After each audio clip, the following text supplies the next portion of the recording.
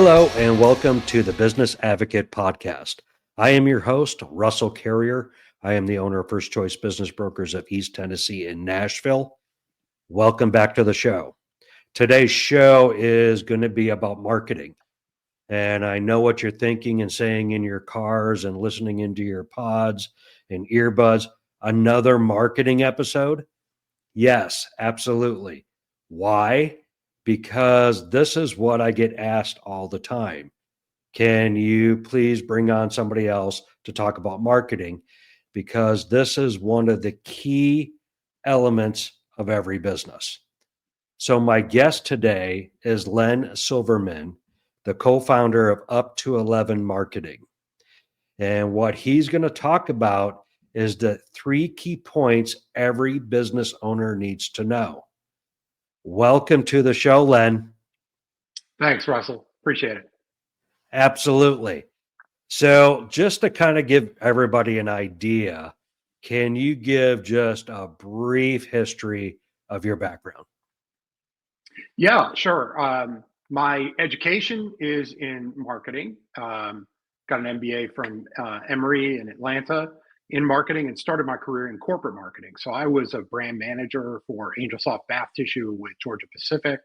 I ran a marketing department for a $100 million manufacturing company called Scoville Fasteners, and ended my corporate career with Fruit of the Loom as vice president of marketing for their wholesale division. After that, I went into business for myself. And for the last 20 years, I've owned and operated a number of Huntington Learning Center locations. And I decided at this hopefully last phase of my career to take everything that I've learned, which is a combination of all the marketing background that I have, plus the realities of business ownership, and combine those into what I own now, which is Up to 11 Marketing, which is a strategic marketing firm. Excellent. So, you're not one of these people that just decided one day to become a marketing professional. No, it's been a long and winding road. So, you have a little bit of experience, obviously.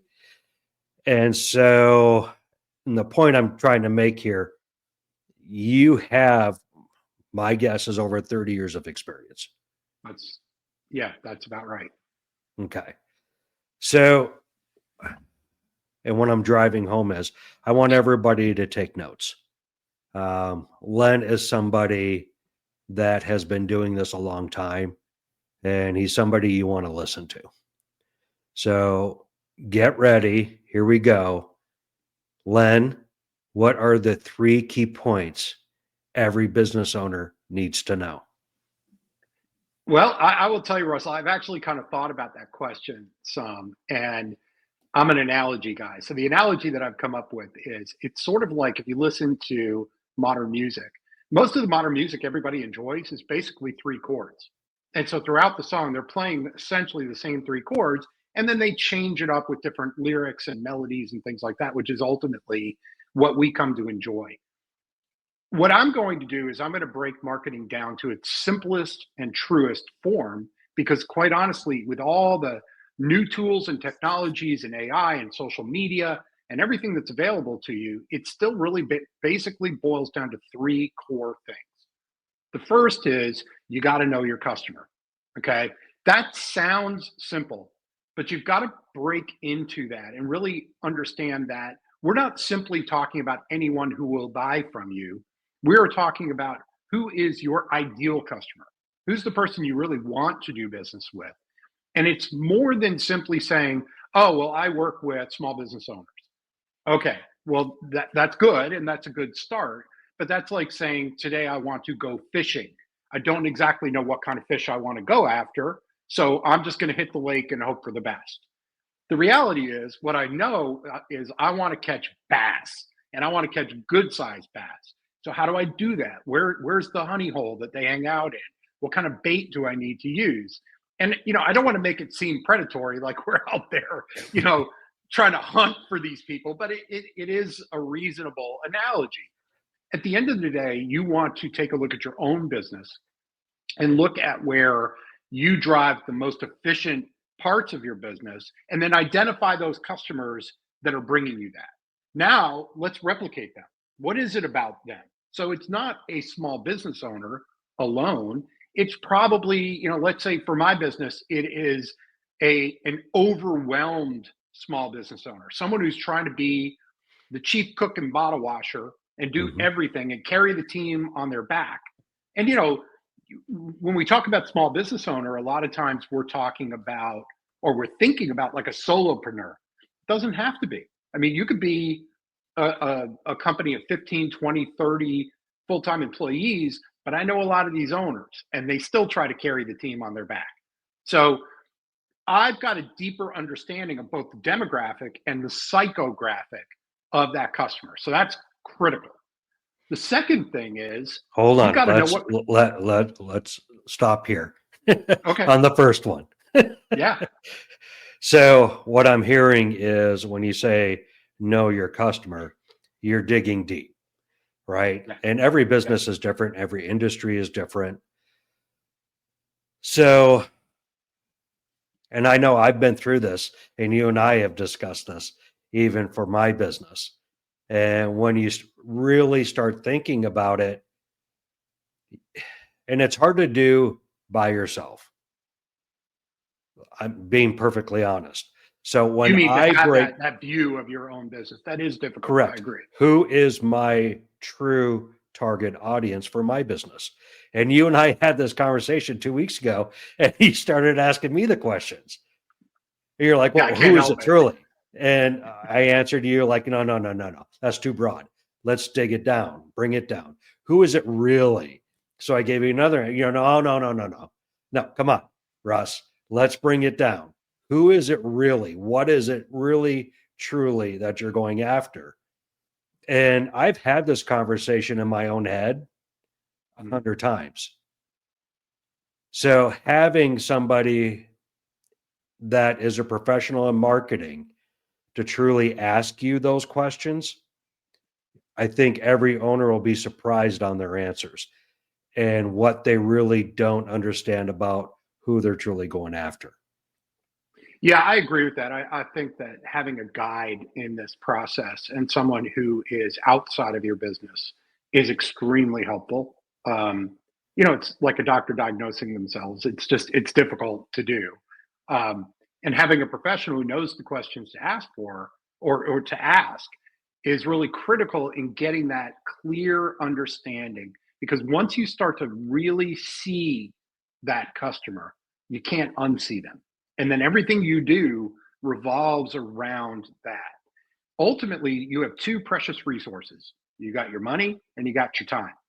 And at the end of the day, when you have really identified who is going to help you grow your business the most efficiently, you're saving both. Because early on, everybody knows this. When you're starting a new business, you'll work with just about anybody because you kind of have to, right? I mean, you have to keep the lights on. You gotta pay the rent. Maybe you've got employees you need to pay. We've all done that. But over time, you start to get a sense of who's really good to work with and who I'd love not to necessarily go down that road again. So it's really a matter of refining that so that you're ultimately really going after and attracting only those customers that stand the chance of bringing you the best business. So Okay. that's step one. So just I'm asking even for myself. So as a business grows, the customer could actually change. Yeah, the customer could definitely change. There's also opportunities for you to potentially offer more products and services depending on what you're seeing going on with those customers. So you might change as well. Um, that's the thing about marketing. It is not a set it and forget it science. It really requires constant work. And I think that's why you get all the questions that you do, because someone may have felt like they solved the problem 2 years ago. Well, that was 2 years ago, and things are different. The market is different. Their needs are different. So it really requires constant management and then, quite honestly, A/B testing to make sure that what you're doing is really resonating the way that you want it to. Awesome. That is a key star. Write that down. You have to review your marketing. Everybody that's listening, it isn't a set it and forget it. All right. We'll go on to the key point 2 now. Key point 2, everybody's got a problem. You've got to understand what the problem is with those targeted customers of yours. I really do. I hope that everyone who's gotten into business for themselves did it because they truly want to help someone, either through a product or a service they're offering. And I think that is true amongst the business owners that I work with. I definitely hear that from them. So we all got into business because we want to help people solve a problem. You have to understand that problem, and you have to understand it in great detail, because your perspective on it is different than the person who's living it every day. Okay. And I'm saying, as someone who provides a product or service, your perspective is different necessarily from the people who are using that product or service. So you got to understand where they are coming from. Okay. So let me give you an example. We've all gone to the networking events, right? And I know you have, Russ. You all go to the networking events, and someone stands up and they say, "Hi, I'm Joe Smith, and I'm the owner of Joe Smith's Insurance Company. We are your all-inclusive insurance solution." Great. Okay. Great. But what did that do for me? So, I'm a full service dry cleaner. Okay. But I've got a problem that I'm trying to solve. And when it comes to insurance, I think, there is a natural inclination to think we're all trying to solve the problem of expense. Well, not necessarily, right? I mean, ask the people out in California right now. And if they're feeling like, wow, I'm really glad I saved some money on my homeowner's insurance, I think the first thing they're thinking is, does my homeowner's insurance cover everything that I just lost? They may not have had that perspective, but we as business owners sometimes have to help our clients to, similar to what I did with you and identifying your ideal client. Sometimes we have to help them dig down to what the true problem is that they're looking to solve. But you have to thoroughly understand that. And when I talk about A/B testing, that's probably where it comes into play more than not. Is I'm offering up a solution to a problem that I think is your problem, but you got to put it out there and see what resonates. And sometimes it can be one turn of phrase that makes it work or not work. But that's the constant job of any company, is to consistently refine the problem that those ideal clients are trying to solve. So that's step 2. Okay. So what I'm hearing is, and I'm going to use your same analogy of networking, and the person gets up and says, I provide full service insurance for everybody. But as we're sitting there out there in the audience, and you said, great. So now you just compared yourself to the other 40 that are sitting here and going to stand up and say the same thing. And I'm thinking, and then, I mean, because you and I, as you mentioned, we go to a lot of networking groups and we hear these folks. I'm thinking in the back of my head, so I wonder if they can solve X. I wonder if they have coverage for X, not just personal, but I wonder if they do business. And we don't know. So if this is the marketing that you're doing on a grand scale, we have a total solution, and that's all you're saying, who are you really addressing? Yeah. And in general, being vague doesn't really work very well in marketing. I think Nike could say, just do it and get away with it. They've spent enough money to support that. But, if I stood up and I had an athletic shoe company and I was in a networking group and they said, what do you do? And I say, just do it. I don't know if that's going to necessarily work or resonate in the room. So I would err, if I'm a small to medium sized business, I would err on being a little bit more specific about what you do. And more importantly, always put it in terms of the problem that you're solving. This is not what I do. This is what I do to help you get to where you want to go. Because if you have not made that connection, at the end of the day, and you know this, Russ, if they have not made that connection, you are not going to race up to them and ask them follow-up questions, right? So Right. if you walk out of there wondering if that insurance company covers home and auto, you're going to wonder it. You're not going to go step up there and have a conversation with them because they didn't say anything that really connected with you as a potential consumer. Yep. But it's very important to be specific and identify the most important problem that you're trying to solve for your customers. because you probably solve many or multiple, but you really want to focus on the one that is the most important to your customer. Excellent. And I'm gonna use your other analogy, the dry cleaner, Mm. right? There's a ton of dry cleaners out there. How do you differentiate yourself? When I go to a dry cleaner, I usually have a stain on my shirt because I'm eating a hamburger as I'm driving, and a little Right. mustard comes off, right? Because we're always in a hurry. And my thought is, and what I want to know, are they going to get that stain out? Right. Right. And I actually met a dry cleaner, an owner, and their advertisement was, yes, we clean your clothes, but we're going to tighten up your buttons. We're going to fix any buttons that are missing because we know that's important for you to wear your garment the next time. Smart. Yeah, that's smart. And it's an extra step, right? Now Mhm. they just differentiated themselves from the other 10 in their local area. Yeah, And needless to absolutely. say, that's where I brought my shirts, Right. Right. right? And what I was going to say, and this is a perfect segue into really the third part, is you've got to understand your solution and be able to differentiate your solution from everybody else. So you're hitting the nail on the head. If I go to a dry cleaner, which I've done many times over the years, and you get a shirt back and they crack the button, it's super frustrating. And that dry cleaner is right. That's part of the service that I look for. Is I want the shirt to be crisp and wearable the next time.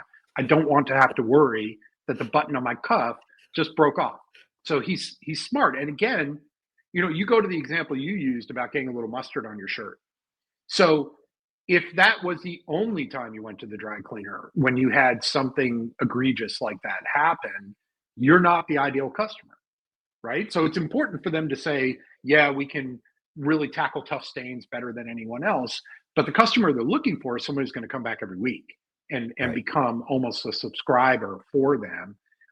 What is that customer looking for? And that's different. That's more this concierge service you're talking about. I used to use a guy way back when. I miss him a lot now because he would do my dress shirts and then fold them up and put tissue paper between the ones that were folded up. And it was just that little touch versus getting it on the wire hanger that was really nice and Yes. made me want to keep coming back. And I knew I was paying more, and that's critical. If you do the three things that I'm talking about, if you identify your ideal customer, you understand the biggest problem that they are trying to solve, and you help them to understand that not only can you solve it, but you solve it better than anybody else, you can charge premium prices and they're going to keep coming to you. They're no longer price shopping. And I want to tackle that real quick. I think you're hitting the head, especially in the current economy and what we're all experiencing. And I don't really care what industry it is. The lack of customer service Mm.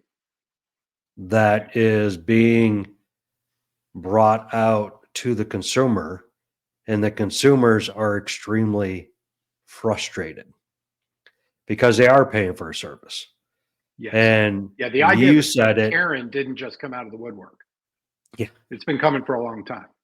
Yep. And you said it. You don't mind paying a little bit more for that additional value in customer service that you receive. And I'm the same way. I don't mind paying extra for the tissue paper between my shirts, having my shirts folded so I can easily put them in my suitcase for Right. travel.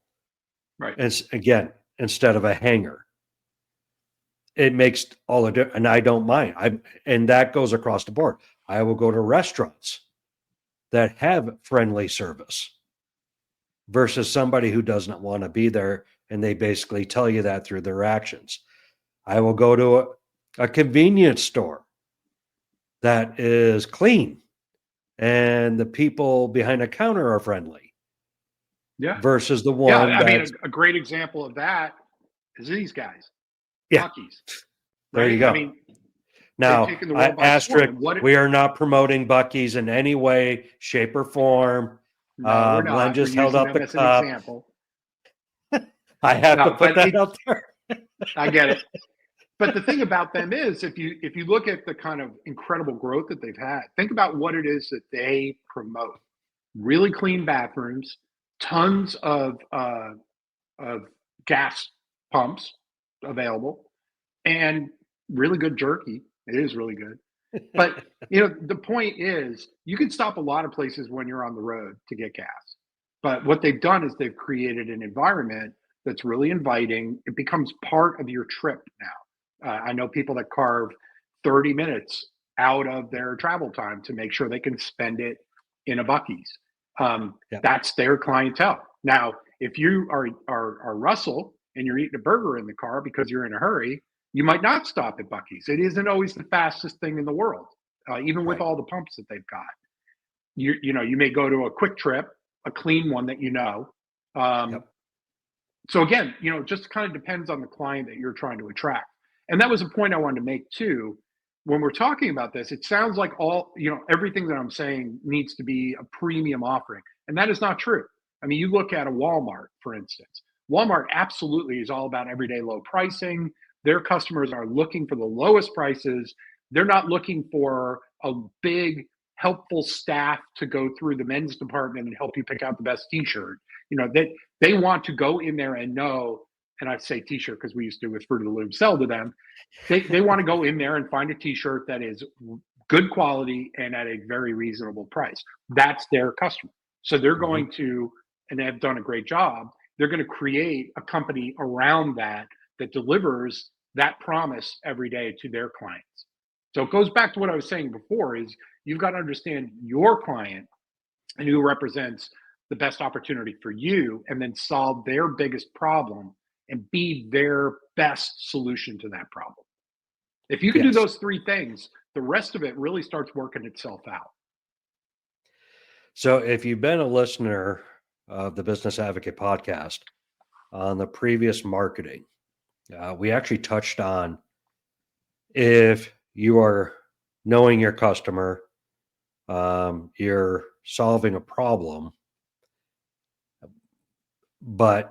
and then you blow it based on the way you actually truly are and the way you operate, you just threw away a ton of money in marketing because you're bringing in the wrong customer to the way you truly operate. And that goes back to what you were just saying, Len. If you are not the premium business and that's not who you intend to be, don't advertise it. No. Because the word of mouth on that travels quickly and it'll actually hurt your business because of the marketing that you're doing. More than ever, you have to be truthful with customers and consumers. I think you always needed to do that, but more than ever, you're going to get caught and called out if you're not. The tools are there and they're too easy to use. So it is critical to do that. And the other thing I would say too, we're talking specifically about marketing, which I believe is at the cornerstone of every business. But what I'm finding, and my company is beginning to move in this direction, is, to your point, once we identify all those things, a lot of times it becomes operational issues and sales issues. So I'm now helping companies with that as well, because you've got to deliver on the promise. And if your company's not structured properly to do that, all that money, all that goodwill, all that time is going to be wasted.